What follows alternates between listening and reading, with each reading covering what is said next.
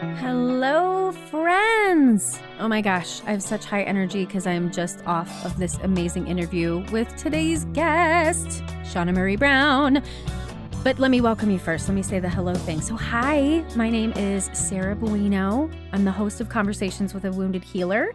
And here we talk about the intersectional journey of healing self while caring for others. And before we get into all the juicy details with Shawna today, I would just love to ask if you are a fan of the podcast to rate and review on Apple Podcasts. We appreciate it so much. And as always, I say, if you make me laugh in your review, I will read it out loud. And you know what? Actually, I keep saying that and no one's doing it. And I'm wondering if you don't want to be, you don't want me to read your name out loud. Okay, so I won't if you don't want me to. I don't know. But if you could just rate and review, that would be amazing. If you want to connect, Instagram is the best way to do that. At Head Heart Therapy is my name there.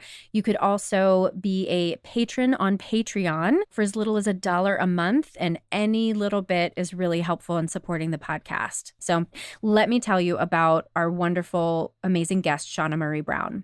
So Shawna Murray-Browne is an award-winning community healer, national speaker, and liberation-focused mind-body medicine practitioner. She's the founder and executive director of Kindred Community Healing and the principal consultant at Kindred Wellness, LLC. Trained as an integrative psychotherapist, Shawna has created life-changing community-based sacred spaces, honoring culture to equip Black women, youth, and change makers with the tools to heal themselves.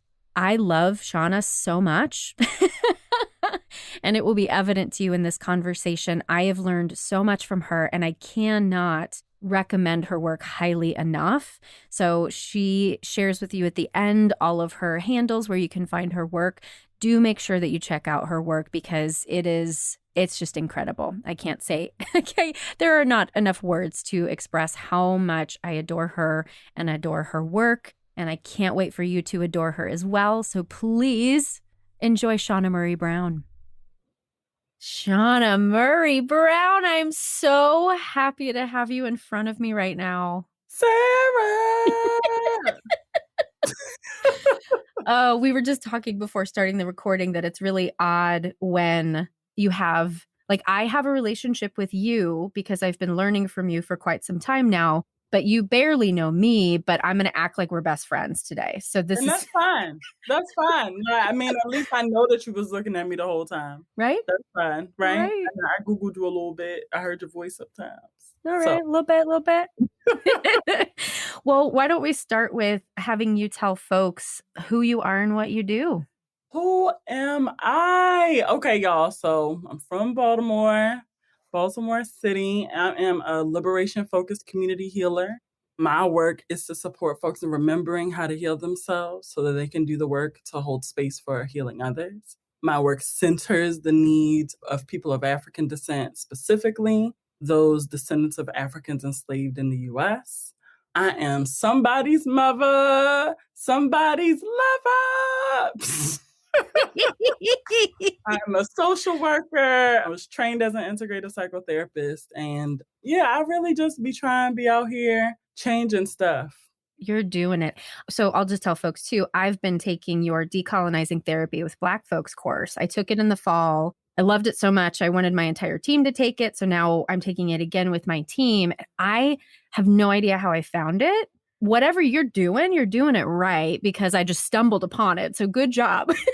Yeah, social media. Right? Yeah. Well, tell us, and I've listened to a couple podcasts with you, so I know a little bit about your backstory, but I would love for my listeners to hear, like, why, how, tell us the journey to become a social worker and this specific liberation-focused work that you're doing. Yeah, so when I was a little girl, my mother struggles with addiction, and so does my father. And my auntie, she is a nurse or retired nurse. She raised me and she tried to teach me about addiction as an illness. In my journey of trying to understand and really grieving the very present, vibrant, excitable parent that I had and then lost. It's a little different from like my relationship with my father. I would say that I didn't have a childhood relationship with him, But with my mom, I was just really, really deeply attached. She did a great job, okay? Suckling, all right? Um, but, right, like going into elementary school, I remember she sat me down. I have a really distorted concept of time, and I'm sure it's because of the whirlwind of the things that I've experienced. But my mother, I believe it was like first or second grade, she explained to me that she struggled with addiction. She said, mommy is sick. I just want you to know it's not your fault. So, if you see things changing, like that's what it is. And in my mind, my mother had also struggled with alcoholism when I was younger. And I remember her telling me the story like I was in kindergarten or something. And I was like, Ma, can you stop drinking? And she just stopped. Not, so I tried her with drugs. Hey, Ma, right. Can you stop getting high? It didn't work. So I remember just being really deeply sad, really yearning for that connection and imagining what could be done to ensure that other children didn't have to go through the same things. And that language around it didn't really come until maybe like middle school, late middle school, early high school. And it was through conversations with my auntie, right? Like when my auntie, she wanted me to be a neurosurgeon or an anesthesiologist, somebody that's going to roll in the dough. So my idea was, all right, like I'm going to go to school. I'm going to be somebody's doctor so I can solve this problem of addiction. I just figured, maybe I could just cut the brain open, move some things around and get to whatever needed to be removed so that folks could dislodge this activity of addiction. And so through that and conversations with my aunt around why or how this could be resolved, I would ask questions like, how come they only doing therapy with my mother?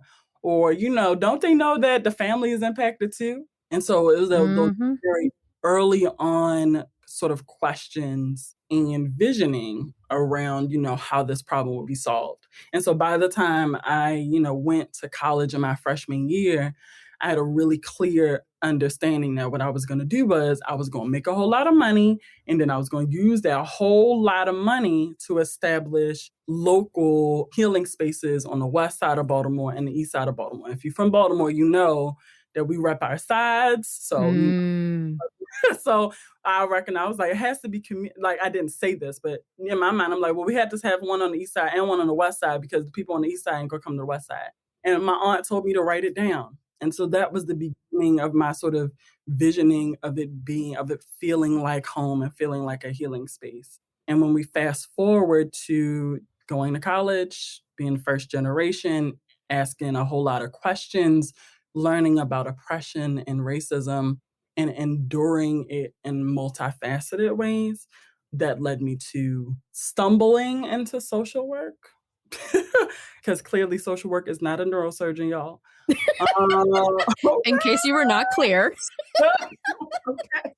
Right. And I'll share a little bit about how I stumbled into it. Essentially, unfortunately, I endured police brutality because I've always been an activist. Ever since I got into college, I was always, right, like, an activist. Ask anybody at the University of Maryland College Park, they will tell you, I was like the other Angela Davis. That's right, with the afro and everything. But yeah, I, saw police officers brutalizing young people at Six Flags. I recorded it. The police didn't like that. They snatched me up, dragged me and my then beloved, now partner. How old are you at the time? This was my senior year in college. So 21-ish. 20? Yeah, and I was on my way to law school because I had changed my mind with medicine. I was like, I don't like this biology, F that. But I was like, but I want to be an attorney, right? Because the activist in me. So the police didn't like that. And so they yoked me up and they dragged me. They hit me a couple times. They arrested me, said that I assaulted them out of thin air. And that was my introduction into why I didn't want to work in the legal system, working with an attorney at the time, using my scholarship money to pay for the legal fees. I changed my mind. And at the time I was like, well, what am I going to do now? Okay, I'm not going to law school. My law school application was removed because I had a felony charge of assaulting an officer on my record. Wow.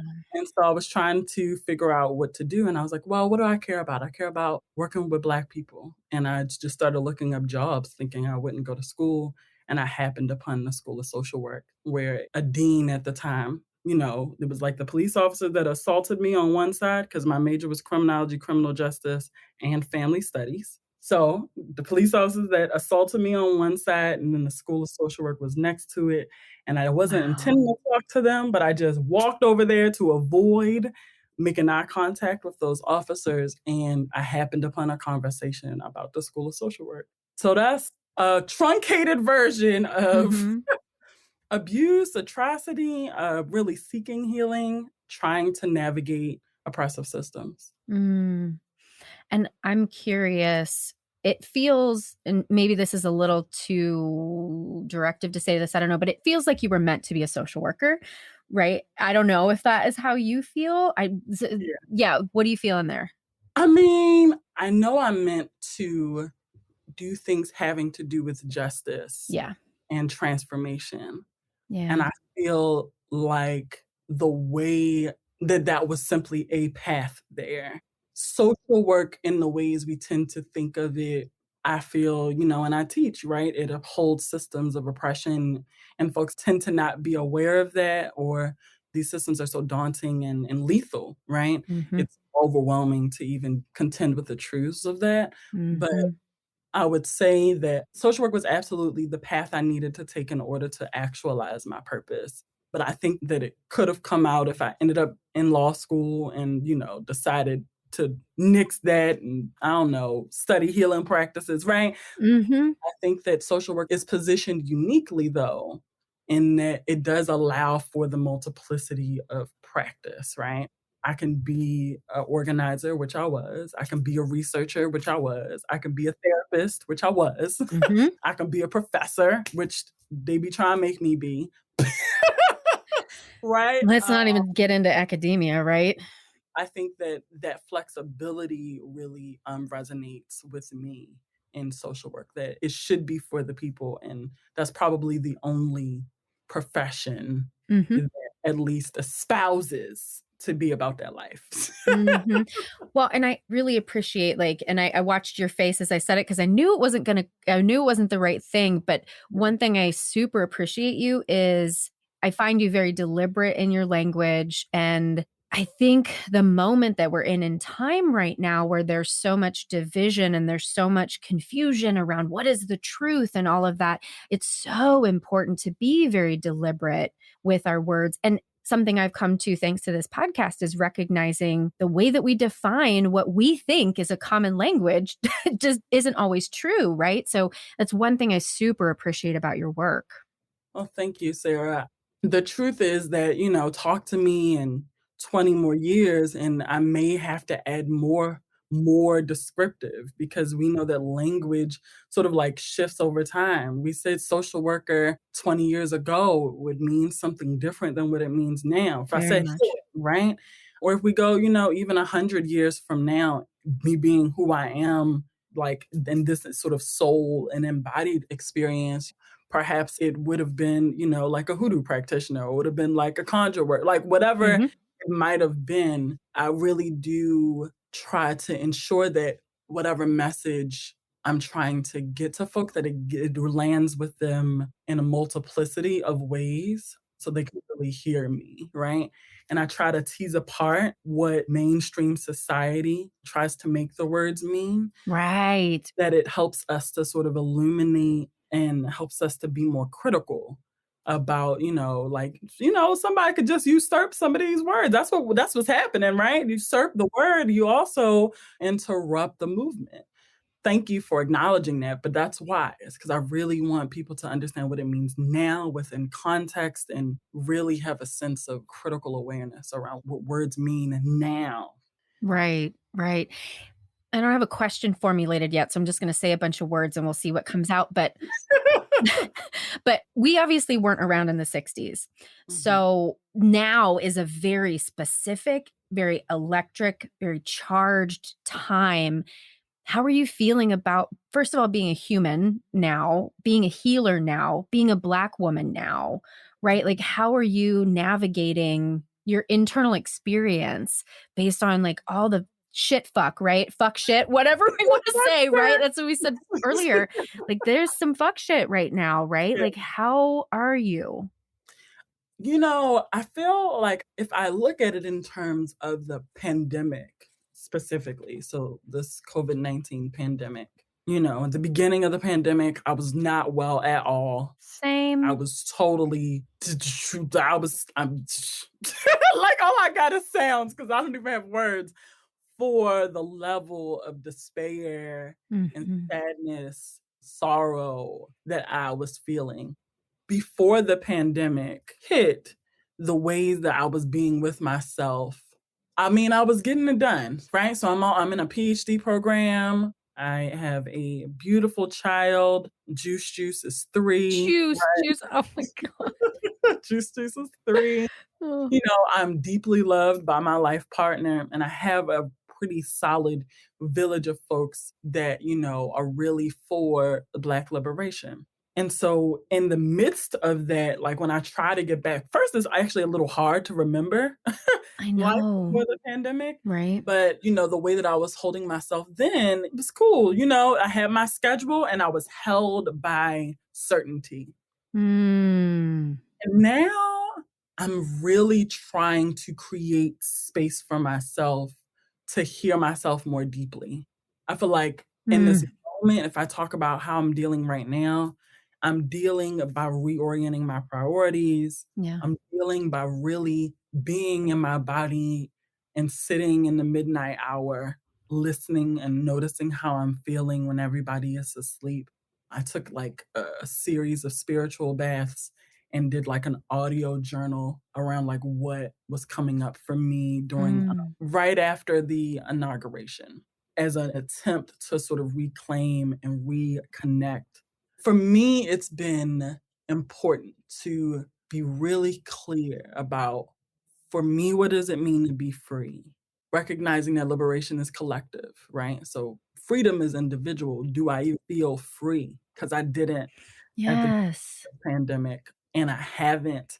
And some of the work that I'm doing for the people makes me feel confined and contained and makes me feel like I have to contort. And so I'm sort of contending with and communing with my own ancestors and communing with my spirit guides and seeking guidance of other wise, attuned Black and brown folk to support me, to bear witness to me in the ways that I bear witness to others. So I'm trying to Mhm. claim it, trying to create some space. Well, and when I think back to you telling the story of when you were little, really at a very early age, trying to conceptualize something outside of the box, right? Like that's how I see you, as you're an expansive being, and it's like capitalism and all the white supremacy and that shit like puts us in these boxes, but you can't be contained. And I'm really glad to hear that you're finding a way to your own freedom and liberation through these practices. I'm trying, and I think keeping the things that I imagine in the realm of possibility has been really important. I had a conversation Mm. with one of my brothers. His name is Eric Jackson. He does work in Black food sovereignty here in the city of Baltimore. Really, really tight with him. And we were just talking about, again, what does liberation, what might it actually look like? And when we say it's collective, how many people is that? Do you know what I mean? Like, are we Yeah. saying everybody? And what does our history say? What does our lineage history say about what we should be reimagining right now to get to a space? And I told them, I was like, I'm just trying to imagine for at least the next 2 generations, because when I try to imagine for 7, I start to get discouraged. So talking to other folks that don't think that I'm weird, or you know what I mean? That You're weird in the right ways. right. Well, but not everybody thinks that, right? Mhm. Like not everybody thinks that, or if folks think of it in a way that places me on a pedestal Yeah. as opposed to in a way that's deeply humanizing and Yes. illuminating for themselves.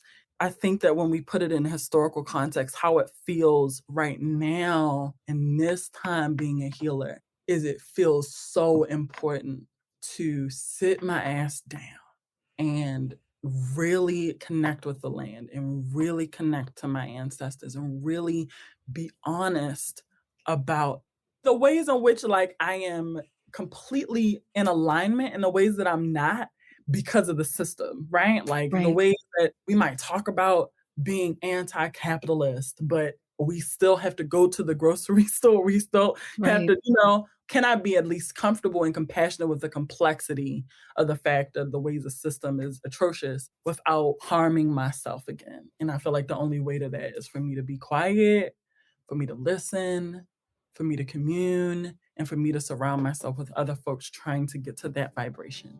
Mm. Mm. Hey, therapists! Do I have something exciting for you? Head Heart Conversations is a webinar series for psychotherapists designed to invite your inner healer to the forefront of your personal and professional life. At my practice, Head Heart Therapy, we approach healing from the inside out. We believe that in order to offer the best care to our clients, we therapists must do our inner healing work as well.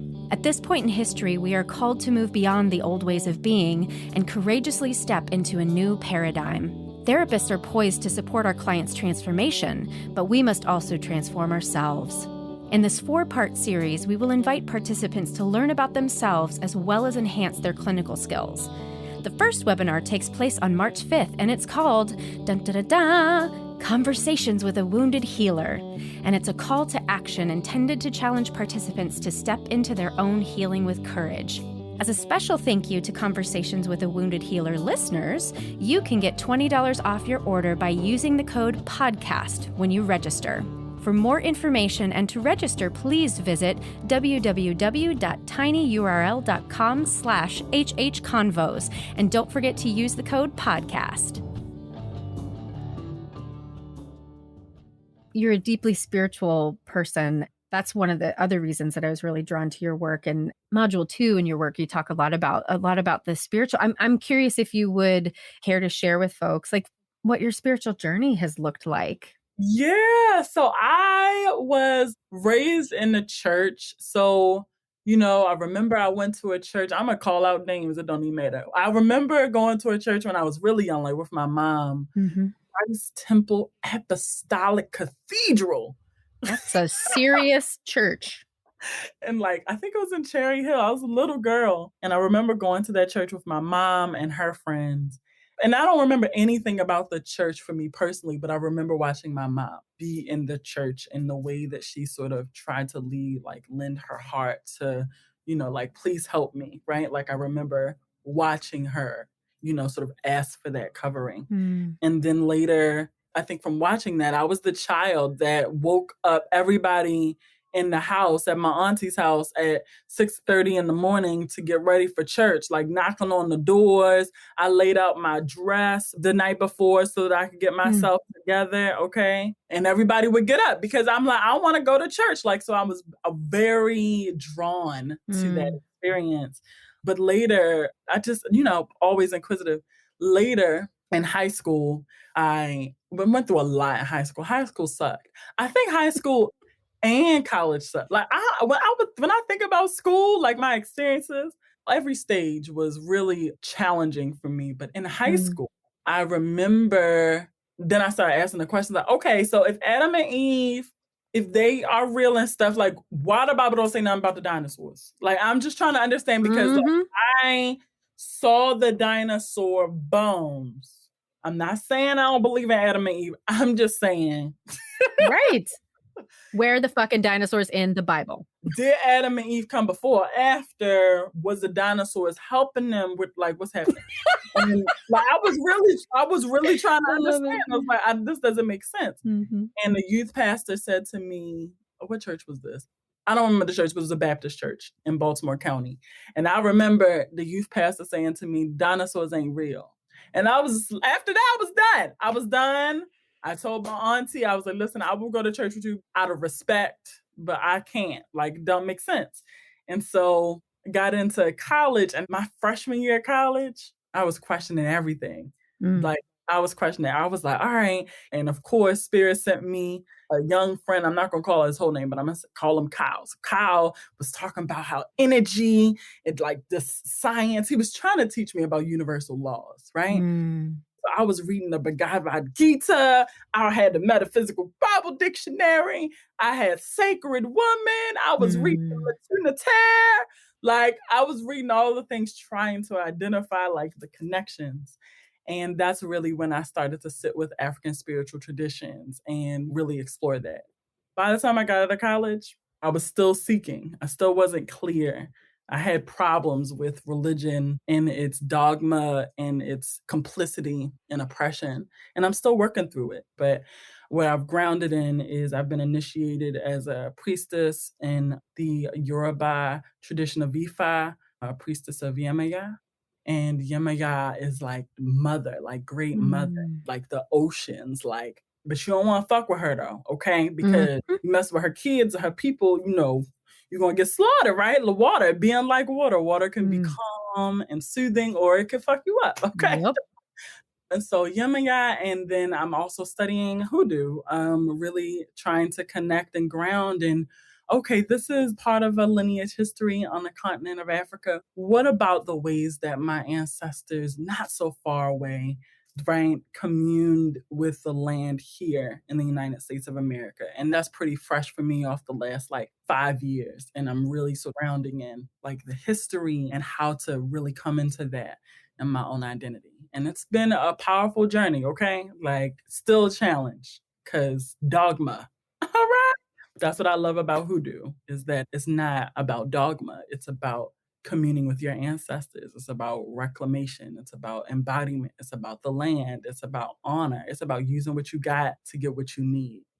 Yeah. And one of the things that I really took away from doing your course the first time was this invitation to connect with pre-colonial practices of your lineage. And over the last several years, I've been really like flirting with like witch stuff. And now I finally was like, oh yeah, like Irish heritage, like Wiccan, paganism, right? And so I've been doing some research there that feels really lovely, and it's hard to find, you know, all the pre-colonial stuff, right? But there's something really grounding about returning to where things began, and that connection with the earth. Like, the more I do your work, anti-racism, all of these sorts of things, the more I recognize how all of these systems have disconnected us from what made us who we are as humans. Yeah. And I think like what comes up for me as you share, thank you for sharing that too, is like the importance of us doing this both and, right? Honoring and identifying our pre-colonial histories, recognizing that we could have multiple pre-colonial sort of lineages, right? Because we got more than one parent line, patrilineal, matrilineal line, and it's thousands of ancestors, right? And so it can take us so many different places. But I do think, right, connecting to our pre-colonial history helps us to understand some of our karmic sort of energy, the ways in which we've been informed of what our responsibilities are to repair. Yeah. But also to connect with, and how does that look, or how does that mesh or not with the colonial, post-colonial, I mean, post not. But, you know, Right. After the colonialism began from its earliest state, that's why I try to juxtapose, right?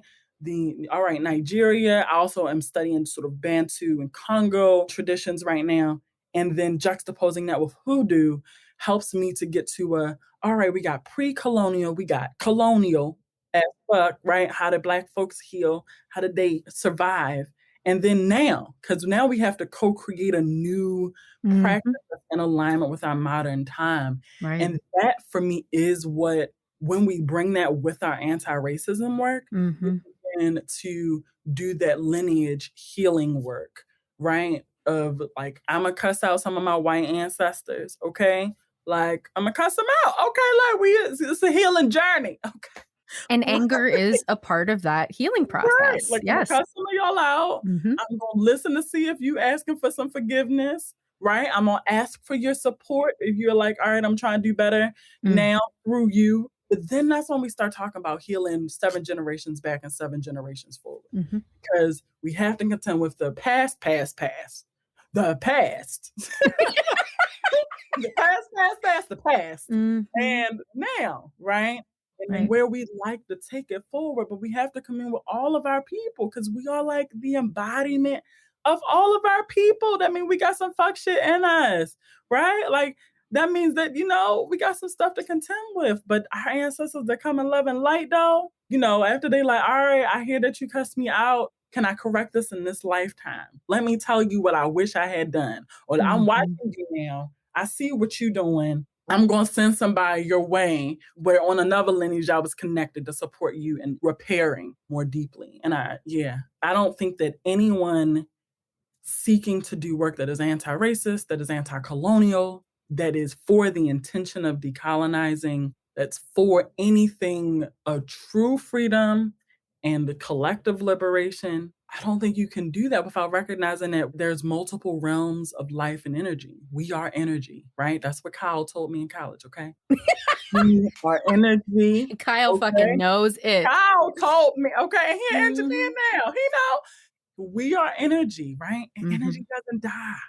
So that means that our ancestors, they might be dead in the physical, but they're still here in the metaphysical. How will we contend with all of these beings that we see and we don't see if we're trying to make something new? We all here together. The dead people, the living, and the folks that we are inviting to return, right? Like, we can't do this work holistically, I don't think, without acknowledging our lineage journey. I have 2 questions. Got it. One is on topic, one is off. I'm going to say the off topic one first so we can put it away and remember to say it by the end. I want to hear you talk about how you contextualize the similarities and differences between anti-racism work and liberation focus work. So let's put that in the corner, but healing the lineage. So this, I'm just going to get personal, right? Come on, Sarah. Feel free if anything you don't want to say, don't say it. But your course started my exploration really into ancestor work. I got a book that felt really great, started doing the stuff, built an altar to my ancestors. Both my parents are dead. Didn't have a good relationship when they were alive. Better with my dad now that he's dead. My mom, she apparently doesn't want to have anything to do with us in the afterlife. So I am so angry. Ooh, I'm so angry. And I've been just bumping up against, I don't know how to go back further when I'm so angry with the ones that were right there. And I'm just curious about your experience. As you said, you're cussing out some of your ancestors. What have you done when you bump up against that barrier for or maybe it doesn't feel like a barrier to you, but. Oh, it's a barrier. Okay. Okay. I'm actually going to ground it in the now, and you'll understand what I mean in a second. So I think that in many ways, the way that we establish a relationship with our dead folks is similar to the way that we establish relationships with our folks that are alive. So I'm really angry. I have been really angry with my living parents, right? And it's an ebb and flow, right? I set some boundaries.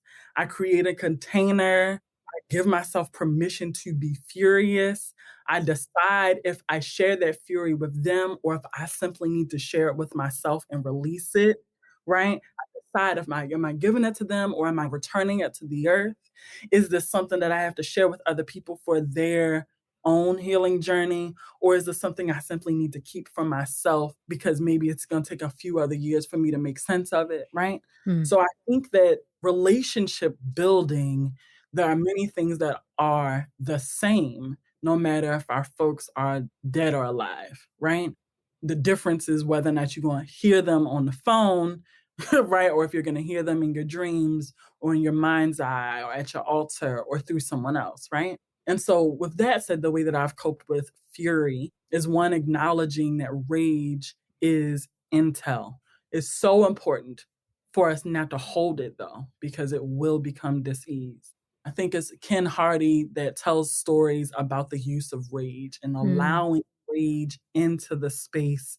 And I think one of the ways that I've managed deep rage and that I've helped others, right, deal with this is identifying where is it in your body, right? Because there's some things that can be said, but most of it is probably lodged someplace, right? Like, where is it in your body and how can we get it out? Do we get it out through dance? Do we get it out with music? Do we get it out with screaming? Do we get it out with physical activity? Do we shake it out? Do we fight it out? Now, not hitting no human being, Right. but some boxing, right? Right. Write it out. How do we get it out? And then what do we need when we are bringing this force within us that is scary to bear witness to? Who can bear witness for us to keep us safe in that space of rage? For me, is it going to be my godmother? Usually it's my godmother. Is it going to be one of my god sister, right? Is it going to be my therapist, right? Your therapist is going to have to be really grounded and aware of the spiritual realm in order to do this. But, it's going to be my therapist. Is it going to be another healer, right? Like a priest? But I think it's important, dead or alive, create a space. I'm going to meet with my rage. I'm going to bear witness to it. I'm going to do this maybe once a month, right? I'm going to, schedule this time for myself and I'm going to ask somebody to pull me back in, who has the ability to pull me out of that realm when I've indicated that it's enough. What boundaries am I setting for that? So I think that is deeply important. And then when we're contending with, is it something that I give to them or not? It's like, so you said that your mom is not interested, right? Yep. It's like, all right, I think that's something else to consider in the same way that we sort of pull in our people to hold us down and hold the space for us, is recognizing that your mother's mother, your mother's mother's mother, perhaps they have wisdom, dead or alive, that can support you in holding the space for it. Maybe they seeded it, right? Like maybe her interruption has to do with a lineage challenge in the relationships with mother. See, listen, my mother struggles with addiction. That is true. My grandmother struggled with addiction and passed as a result of her addiction. My great-grandmother didn't struggle with addiction, but there's something that happened from my great-grandma to my grandma and my mother. I talked to my grandma, but my mother living, I talked to my dead grandma, who I ain't never met before. She died when my mother was a child.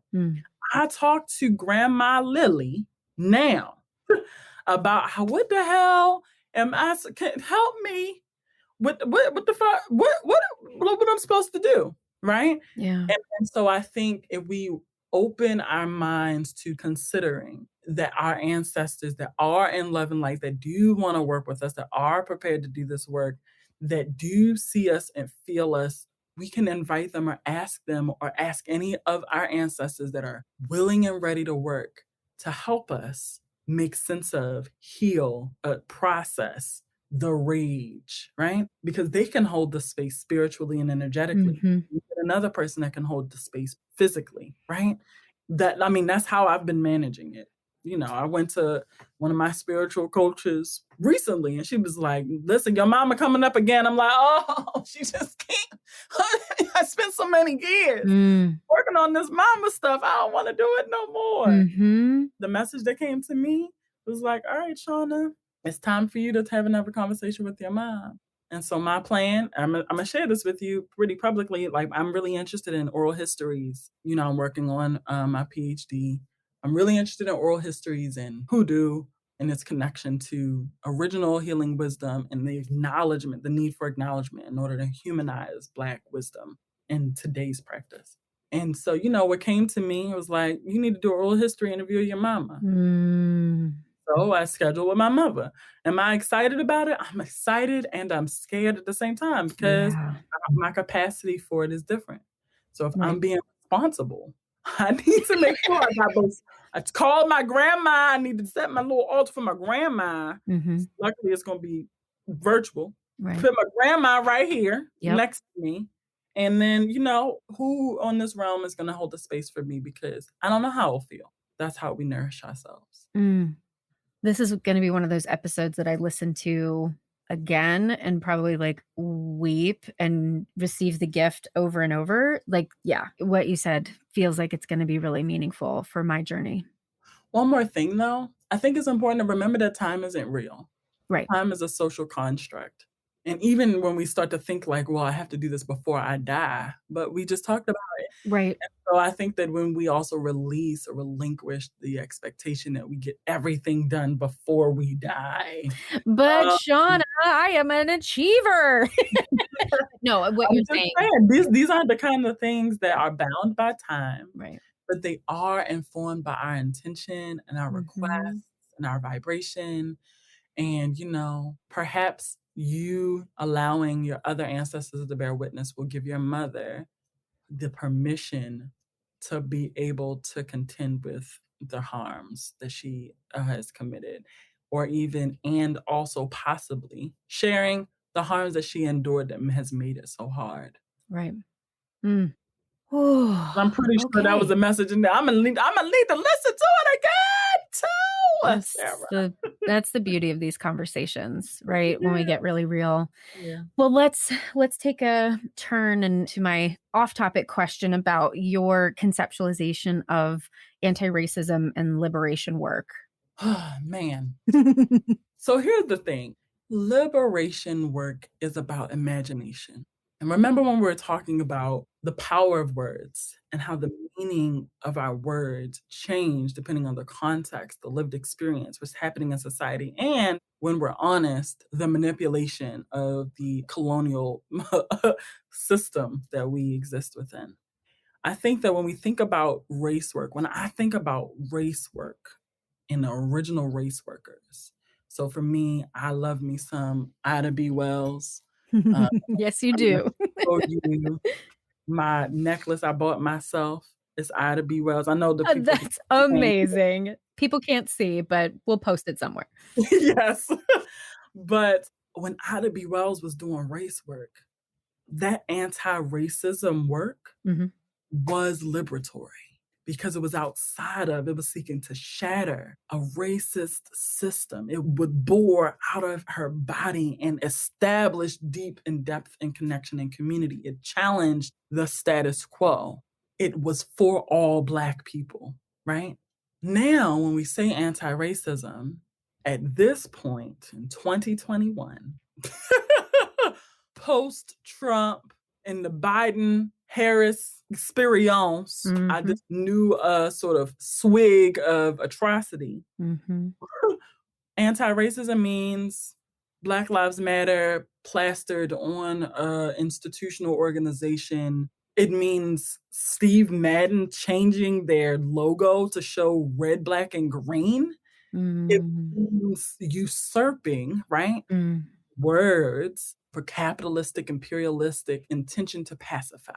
Mm. And so that is one way it's being used. And so Yeah. it's the responsibility of those that are anti-racist to reclaim it and to, juxtapose it. So anti-racism has to do with our actions, our awareness of the history of racist systems. It has to do with our awareness of the ways that we have been negatively impacted by and harmed by racism. So injected oppression for Black folks, internalized superiority or supremacy for white folks.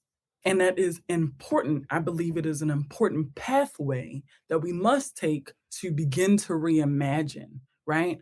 Anti-racism does require us to imagine, right? What would the world be without it? But it really centers on what we don't want. We don't want racism. Right. It doesn't illuminate what we want. Yes.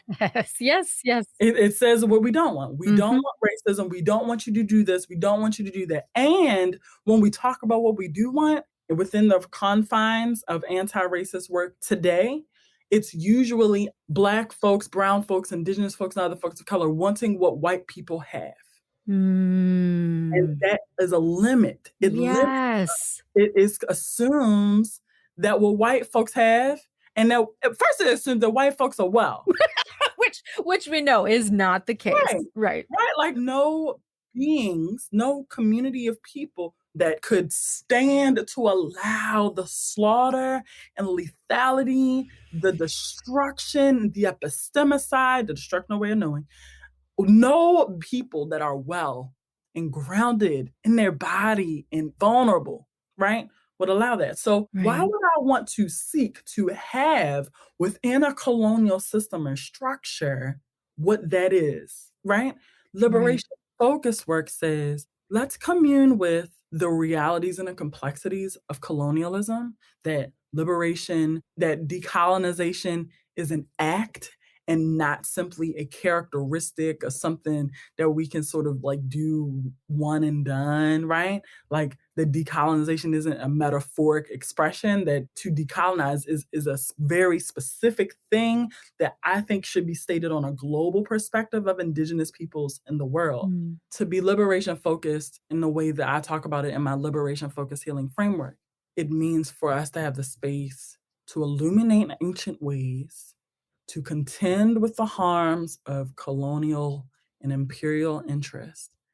It means it includes all the other isms, not just racism, ageism, sexism, childism, transphobia, homophobia, binary thinking, environmental racism, right? It means we're going to contend with the original ways. We're going to identify the harms done by this colonial and imperial system. And we're going to honor the people that have been most harmed, most downtrodden. And we're going to support folks in reclaiming their identity. We're going to support folks in doing their healing work so that they can begin to reimagine society as a whole, reconnect to these ways. We're going to hold the space for it.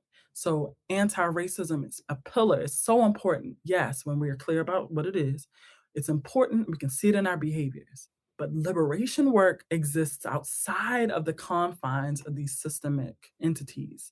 It challenges all of our institutions. It seeks to shatter them, actually. Yeah. And it seeks to make deep reparation and a shift and shattering of power of patriarchy and whiteness and all the other isms. I wish we could talk for like 12 more hours, but I want to be respectful of your time. And I didn't even ask you the questions that I normally ask, but you know what, people, who cares? We talked about the stuff that was important to talk about. So where can people connect with you? Where can they find you? How do they get more of your good wisdom? Absolutely. So folks can follow me at Healasista, HealaSista on Instagram, on Facebook.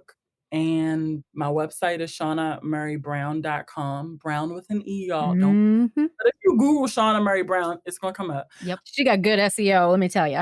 I'm saying. I come up. Folks can also, I'm encouraging folks to follow Therapy That Liberates on Instagram and Facebook. Folks like you, Sarah, and those that are working in our learning community, practitioners, healers, mental health providers. Eventually it'll be sort of organizers and educators, but therapythatliberates.com and Therapy That Liberates on Instagram and Facebook is how folks can connect and gain access to the cadre and community of folks that are dedicated to really embodying the liberation-focused healing framework in their life. And it provides access to Black folks specifically, but also brown folks, Indigenous folks, and other folks of color, and white folks, right? I'm trying to get therapy. I'm trying to have the space held for me in a way that is anti-colonial, that is anti-oppressive. Right. So that's how, y'all, just Google my name. Yep. It's going to come up. Yep. And you're already such a bright, shining light. But I just feel like you're going to continue to expand. And so if you've not heard of Shawna yet, you're going to continue to see her everywhere because your work is it's so rooted in healing. It's so rooted in, I can tell that you've done the work from the inside out. Sarah. Right, doing. Yes, you're right. Woo! Yes, it's never done. I would love to be able to be like, I am healed. Right. Nope. Yeah. Journeys. Thank you so much, Sarah. Yeah. Thank you for being here. And thank you for creating the community and all of the opportunities for learning that you do. It's healing work. That's it. Yeah. Our only way forward is together. Now, do you adore her? I mean, I told you, right? So thank you so much to Shawna for being a guest on today's show. To find out more about her, you can visit us on our website at www.headhearttherapy.com/podcast. And as always, thanks to the amazing Andrea Klunder and the Creative Imposter Studios for editing, to Liam O'Donnell for our album art, and to Ben Mueller for our theme music. Until next time, bye-bye.